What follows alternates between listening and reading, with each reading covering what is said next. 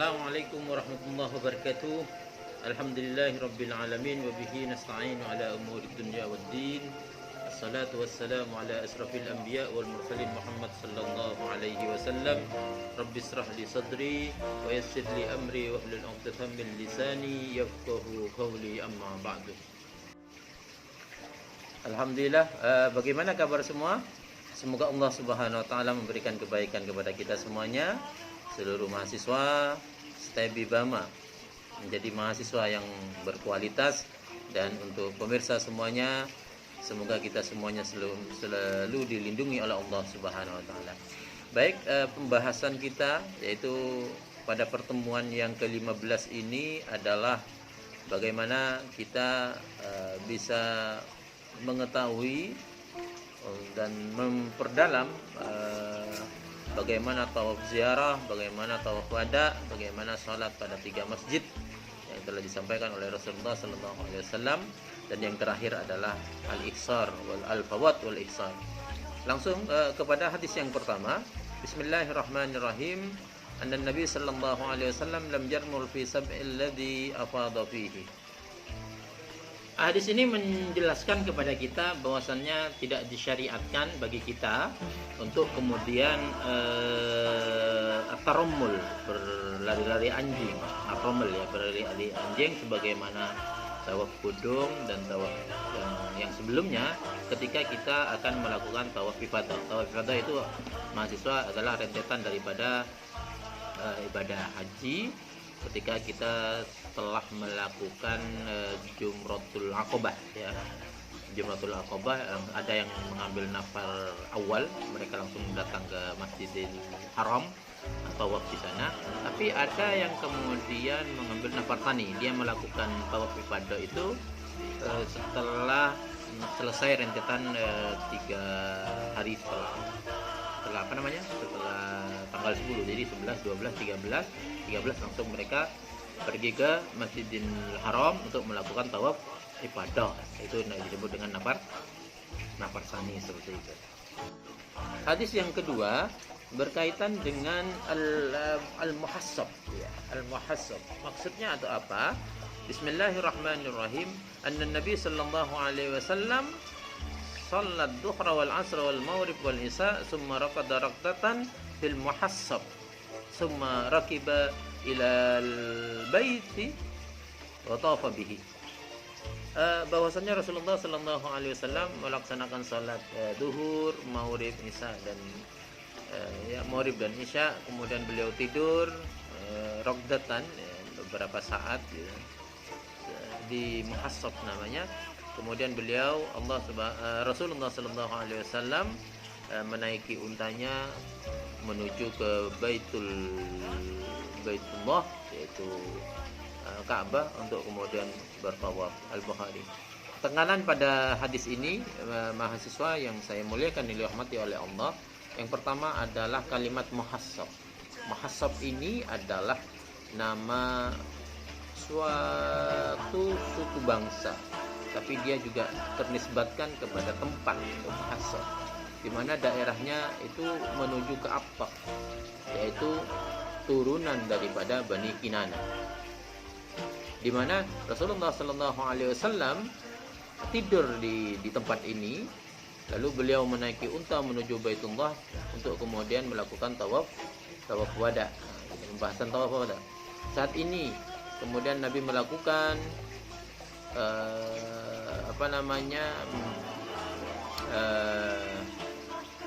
saat itu Nabi melakukannya pada hari nafar. Jadi tawaf wada itu dilakukan oleh Nabi Muhammad sallallahu alaihi wasallam yaitu pada hari nafar, hari yang terakhir, yang ketiga. Tasyrik berarti kan itu tanggal 13 ya, 13 Dzulhijjah ya, 13 Dzulhijjah. Kemudian beliau menunda sholatnya sehingga kemudian setelah selesai melakukan tawaf itu beliau mengumpulkan semua sholat di tempat tersebut. Ulama berbeda pendapat tentang apakah tidur di muhassab ini adalah sunnah ataupun tidak, karena ada perbedaan pendapat di antara mereka, seperti itu kan. Tapi kemudian Khulafaur Rasyidin, khalifah yang keempat, ya, itu selalu bernostalgia setelah meninggalnya Rasulullah Sallallahu Alaihi Wasallam. Bernostalgia maksudnya apa? Mereka selalu mengenang dan melakukan pekerjaan yang dikerjakan oleh Nabi itu, yaitu tidur di muhassab, mengenang pada masa-masa Rasulullah seperti itu. Namun Ibnu Abbas dan istri Rasulullah Sallallahu Alaihi Wasallam sendiri itu tidak mengatakan tidur di muhassab ini adalah bagian daripada rukun haji dan kemudian menjadi sunnah untuk dilakukan. Ini pengertian daripada hadis tentang al-muhassab. Hadis yang selanjutnya adalah Bismillahirrahmanirrahim. Hadis ini dari Aisyah, zaujatun Nabi Muhammad sallallahu alaihi wasallam, annaha lam takun taf'al dzalika ayyin nazl bil abtah. Ya. Wa taqul innama nazalahu Rasulullah sallallahu alaihi wasallam li'annahu kana manzilan asmaha lihurujihi. Rawahu Muslim. Hadis ini menerangkan bahwasannya Rasulullah sallallahu alaihi wasallam itu lebih mudah. Kenapa kemudian mengambil tempat di Abtah ini? Abtah adalah suatu tempat, gitu. Karena beliau itu kalau keluar dari Makkah ketika hendak pulang ke Madinah itu, karena tempat itu adalah tempat yang mudah bagi beliau. Tapi ada hikmahnya para mahasiswa yang saya muliakan, yang dirahmati oleh Allah. Hikmah dari sana sebenarnya Rasulullah, kenapa kok melalui itu? Sebenarnya Rasulullah ingin mengungkapkan, gitu kan, bahwa ada pada diri beliau itu kesempurnaan, merasa sempurna, agama sempurna, ibadah beliau sempurna, agama Islam juga sempurna dan lebih bagus daripada agama-agama yang lain, masuk akal dan lain sebagainya. Ini adalah salah satu sebenarnya hikmah daripada beliau kemudian ya turun nuzul, ya, nuzul itu melewati Abtah itu untuk keluar dari Makkah menuju ke kota Madinah. Kemudian hadis yang selanjutnya adalah Bismillahirrahmanirrahim, dari Ibnu Abbas qala umiran nas ayyakuna akhiru ahdihim bil baiti illa annahu kuffifa lil haidzi, muttafaqun alaihi. Hadis ini diriwayatkan oleh Bukhari dan Muslim. Hadis ini menerangkan bahwa lebih mudah bagi Rasulullah Sallallahu Alaihi Wasallam untuk pulang ke Madinah, yaitu dari Mekah. Apa maksudnya? Melewati Abtah ini, tempat ini. Tapi sebenarnya para mahasiswa yang dimuliakan oleh Allah Subhanahu Wa Taala, di situ ada hikmah yang bagus, yang baik, gitu. Sebenarnya Rasulullah Sallallahu Alaihi Wasallam melakukan hal ini bukan ingin menampakkan, tapi mensyukuri bahwasanya agama Islam sudah lengkap. Beliau sudah tambah kuat keyakinan tentang agama Allah Subhanahu Wa Taala, karena memang agama itu lebih baik daripada agama-agama yang ada pada saat itu. Agama yang lain, maksud saya adalah agama selain agama Islam. Itu yang menjadi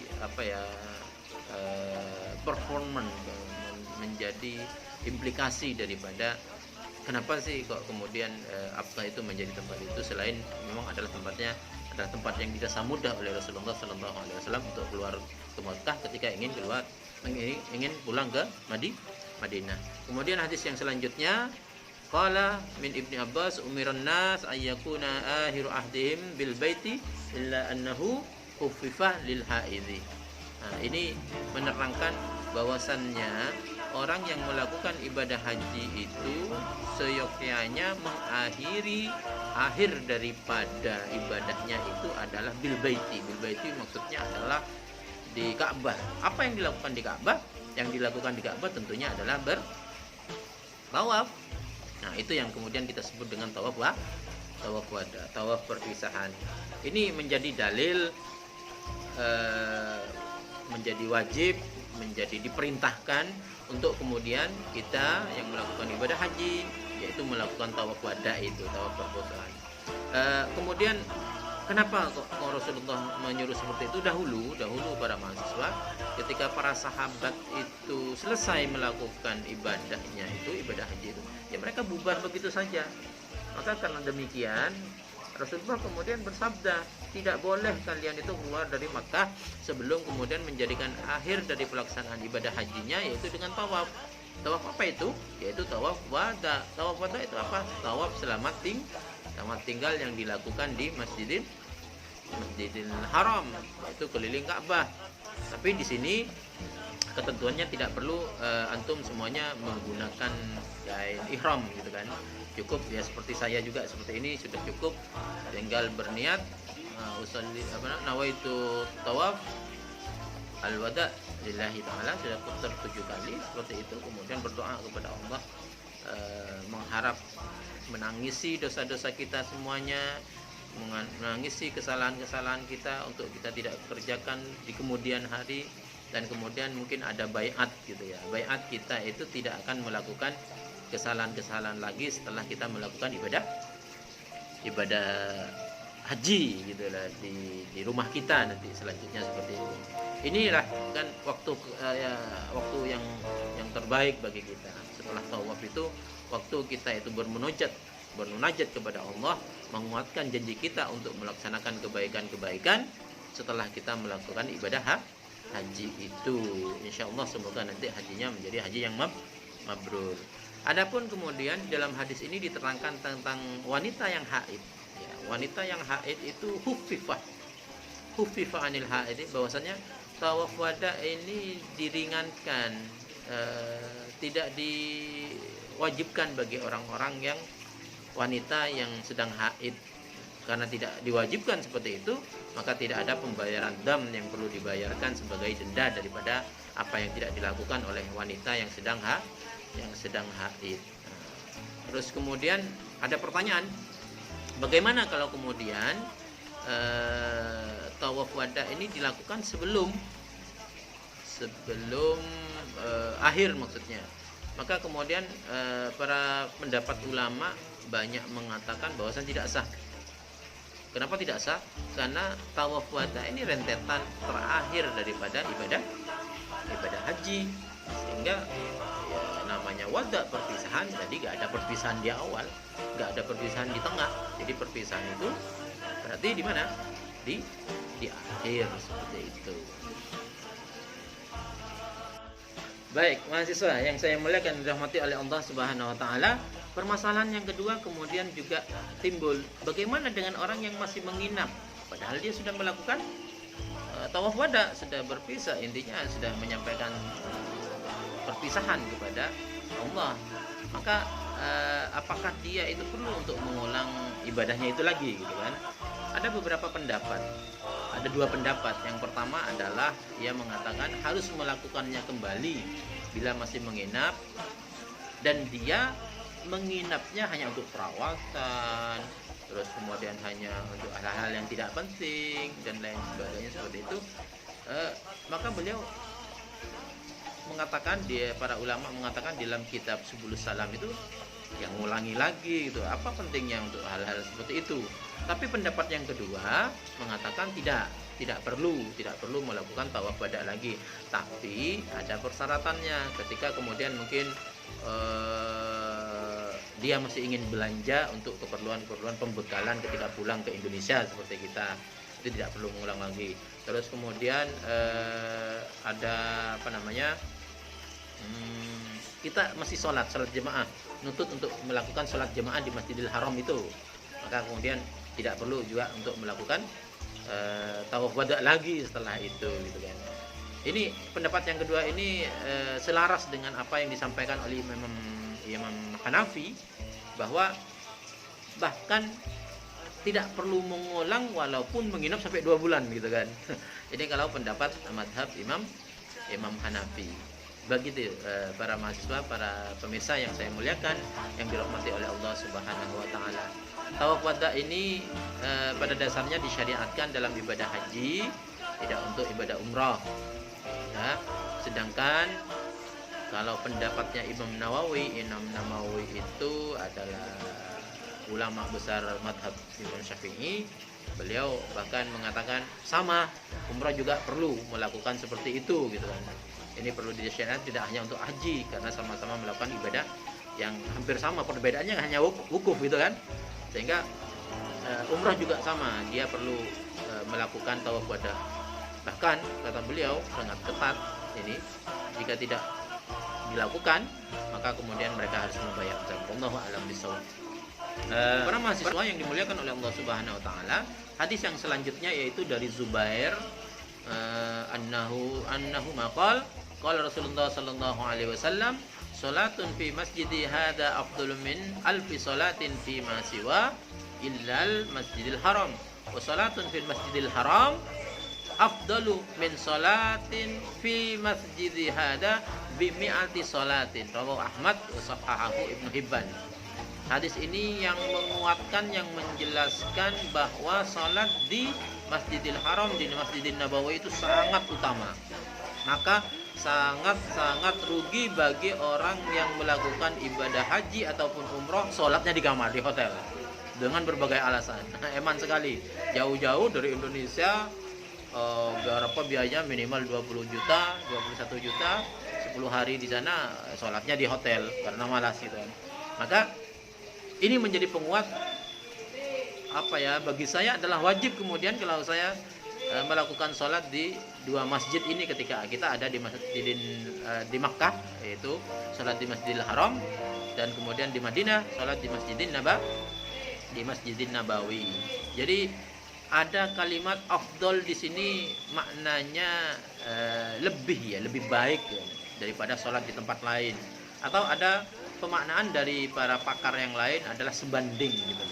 Kalau kita satu kali sholat di Masjidin Nabawi itu sama dengan sholat 1000 kali di masjid yang lain gitu, sebanding gitu. Ini keutamaan sholat di kedua masjid tersebut. Termasuk yang perlu dikuatkan lagi di sini adalah bagaimana Ustadz Rifai berkaitan dengan tambahan-tambahan bangunan yang sekarang sudah tambah meluas gitu kan. Subhanallah, Masjidil Haram tambah luas, Masjidil Nabawi sudah tambah luas. Maka ini juga disepakati oleh ulama, termasuk tambahan yang ada sekarang itu adalah bagian-bagian daripada apa yang dimaksudkan oleh Rasulullah pada saat itu. Jadi keutamaan sholat di masjid itu, yang baru atau yang lama ataupun yang baru, itu adalah mendapatkan keutamaan itu yang berdasarkan pendapat ulama, dan itu berdasarkan hadis yang disampaikan Ibnu Abi Syaibah dan Ad-Dailami dalam kitab Musnadil Firdaus ya, dalam kitab Musnadil Firdaus. Hadis itu berasal dari Abu Hurairah. Nabi Shallallahu Alaihi Wasallam bersabda, seandainya diperluas masjidku hingga Son'a itu kan di Yaman ya, Son'a itu di Yaman, jauh luas sekali begitu. Maka itu adalah termasuk masjidku. Kalau termasuk masjidku, berarti sholat di situ afdolnya, keutamaannya juga sama seperti yang disampaikan oleh Rasulullah pada zamannya pada saat itu. Jadi para mahasiswa, para pemirsa yang dimuliakan oleh Allah Subhanahu wa taala, keutamaan sholat ini berlaku juga untuk sholat fardu dan sholat sunnah sebagaimana pendapat An-Nawawi, yaitu ulama besar Imam Syafi'i. Walaupun memang Rasulullah Shallallahu Alaihi Wasallam di Masjidin Nabawi itu melakukan sholat sunatnya pasti selalu di rumahnya. Beliau tidak pernah tidak ke masjid ya, tidak keluar dari rumah, karena rumahnya di dalam masjid itu, di samping masjid pada waktu itu. Kalau sekarang sudah di dalam masjid gitu kan, Masjid Nabawi. Beliau sholat sunnah pasti di rumah, sehingga itu menjadi sunnah.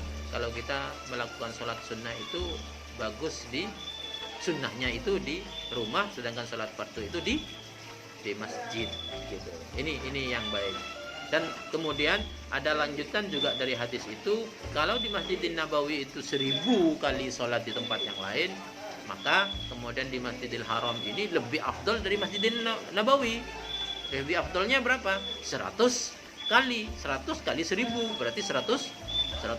Subhanallah, berapa banyak itu pahala yang kita akan dapatkan. Maka sangat rugi ya bagi kita yang ke sana kemudian tidak sholat di Masjidin Haram ataupun di Masjidin Nabawi yang oleh Rasulullah Sallallahu Alaihi Wasallam disampaikan tentang keutamaannya itu. Eman sekali. Maka semoga Allah Subhanahu Wa Taala mempermudah kita, mengabulkan hajat kita untuk kemudian berziarah ke Makkah dan Madinah untuk melakukan berbagai rentetan-rentetan ibadah haji dan ibadah umroh. Semoga kemudian itu juga diterima oleh Allah Subhanahu wa taala di masa-masa yang akan datang. Para mahasiswa, pemirsa yang dimuliakan oleh Allah Subhanahu wa taala, kemudian pembahasan yang selanjutnya kita akan membahas tentang al-fawat wal ihsar ya. Al-fawat wal ihsar, apa itu?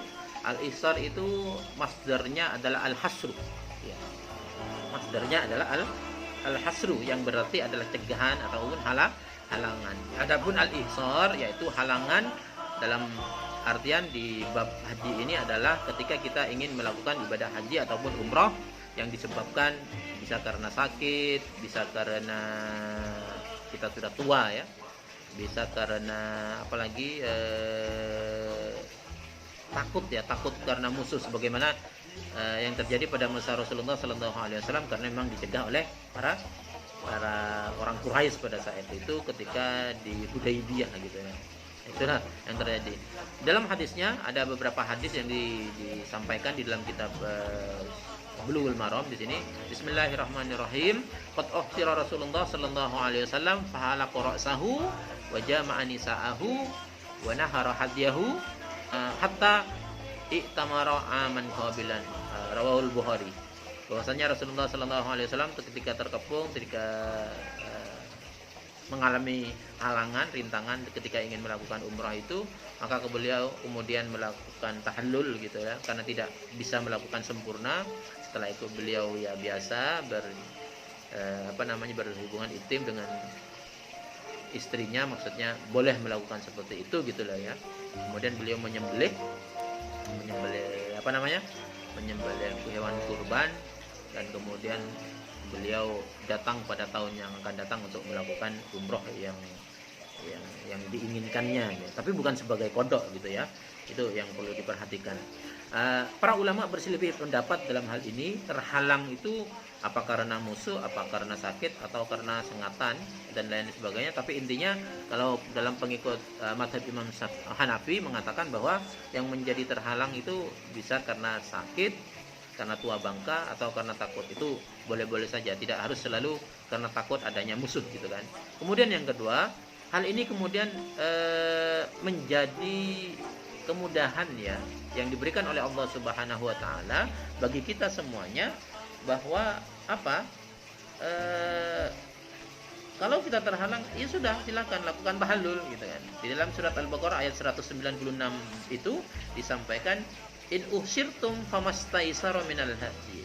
Uhsirah, kalau kamu terhalang ketika melakukan ibadah haji ataupun umrah gitu kan, ya sudah, famastaisara minal haji, maka ya lakukan tahallul, kemudian kamu menyembelih korban yang mudah. Famastaisara, istaisara, yang mudah kamu dapatkan gitu kan. Ini yang disampaikan di dalam Al-Qur'an. Kemudian kisah terhalangnya Nabi Muhammad sallallahu alaihi wasallam itu menyembelih korban sebelum mencukur, dan itu terjadi pada saat perjanjian Hudaybiyah. Jadi beliau itu menyembelih kurban dahulu kemudian mencukur. Di dalam riwayat ada yang menyampaikan seperti itu. Sedangkan mayoritas ulama sepakat mewajibkan menyembelih kurban ketika terhalang, kecuali Imam Malik yang dia tidak mewajibkannya.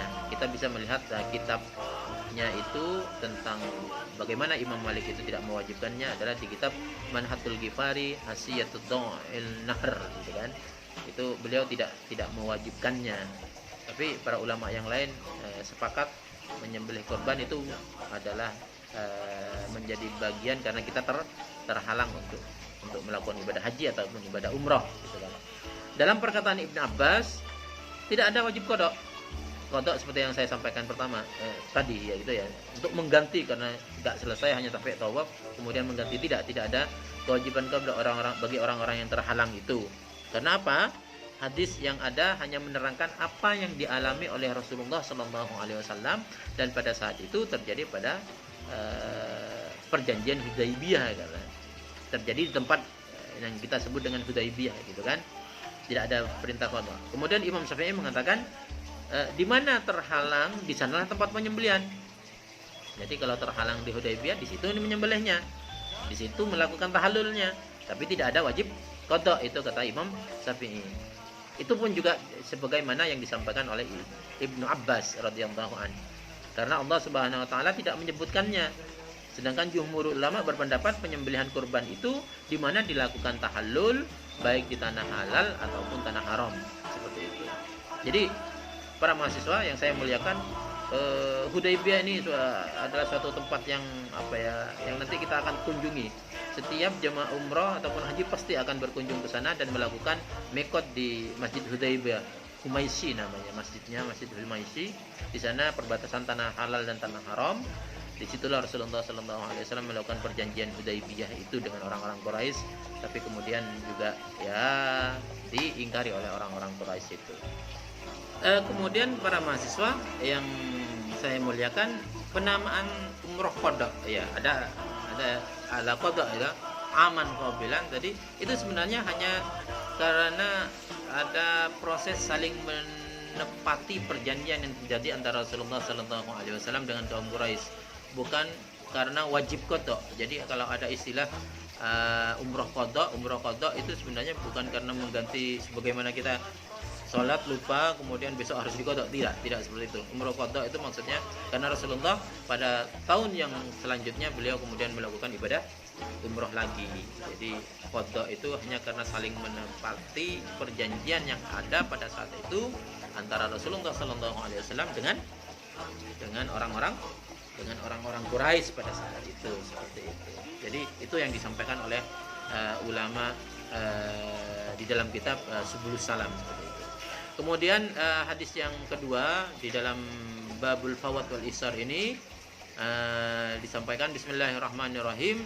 Dakhalan Nabi ala Duba'a binti Subair bin Abdullah fa qalat ya Rasulullah inni uridul hajja wa ana syakiyatun. Fa qala Nabi sallallahu alaihi wasallam hujji wastariti anna mahalli haitsu habastani. Anna mahalli haitsu habastani. Muttafaqun alaihi. Duba'a binti Zubair itu para mahasiswa adalah anak dari Abdul Muthalib bin Hashim, berarti adalah anak perempuan paman Nabi Muhammad sallallahu alaihi wasallam. Beliau menikah dengan Al-Miqdad bin Amr dan lahir dua putra yang bernama Abdullah bin Karimah. Hadis ini menunjukkan bolehnya bertahlul ketika ada halangan, menerangkan menguatkan hadis yang sebelumnya tadi. Ini para pendapat ulama, sahabat tabi'in, tokoh madhab seperti Ahmad, seperti Ishaq, seperti Imam Syafi'i. Ini menjadi dalil kuat bahwasannya boleh bertahalul ketika ada halangan, ada al-hasr. Orang yang tahallul karena sakit tidak perlu menyembelih kurban sebagaimana disyaratkan bagi orang-orang yang terkepung gitu. Orang yang tahallul karena sakit tidak perlu menyembelih kurban sebagaimana disyaratkan bagi orang-orang yang terkepung. Kalau orang terkepung sebagaimana para ulama sepakat karena Rasulullah menyembelih pada saat itu. Tapi kalau sakit tidak disampaikan seperti demikian. Kemudian hadis yang terakhir, para mahasiswa yang dimuliakan oleh Allah, kalau Rasulullah sallallahu alaihi wasallam, man kusira aw urija faqad halla wa alaihi al-hajj min qabilin. Qala Ikrimah, sa'altu Ibnu Abbas wa Abu Hurairah an dzalika faqala sadaqta. Rawahu al-khamsah wa hasanahu Tirmidzi. Nama lengkap Ikrimah ini adalah Abu Abdullah Ikrimah para mahasiswa. Beliau adalah pelayan Abdullah bin Abbas, berasal dari Al-Burair, yang kemudian pernah mendengar perkataan ini dari Ibnu Abbas, salah satu periwayat gitu kan. Apa yang dimaksudkan dalam hadis ini adalah kebolehan karena halangan kemudian kita dibolehkan untuk bertahallul. Nah, seperti itu ya. Jadi tidak perlu dianggap kemudian sulit sekali seperti itu. Ada kadang-kadang ya pembimbing atau siapa yang sangat ketat dengan hal-hal seperti itu, padahal kita sudah benar-benar tidak mampu untuk melakukan itu. Kemudian ulama pengikut Imam Syafi'i dan Abu Hanifah mengatakan tidak ada wajib dam dalam hal ini, hanya disyariatkan tahallul saja, karena tidak ada dalil yang mewajibkan dam bagi orang-orang yang terhalang ketika melakukan haji dan umrah. Allahu alam. Ada banyak perbedaan pendapat. Kita bisa memilih mana yang kemudian memungkinkan bagi kita untuk melakukan selama itu tidak keluar dari pokok-pokok inti dari rentetan rukun, kewajiban haji ataupun umroh yang telah disampaikan dan disepakati oleh para ulama di dalam kitab-kitab masyhurnya. Saya kira demikian. Terima kasih para mahasiswa yang dimuliakan oleh Allah. Sukses terus, belajar terus, berkualitas terus. Semoga Allah meridhai kita sampai kita pun dijemput ajal, insya Allah. Semoga barokah, semoga husnul khotimah. Mohon maaf atas segalanya. Inilah pertemuan ke-15. Sukses semuanya. Assalamualaikum warahmatullahi wabarakatuh.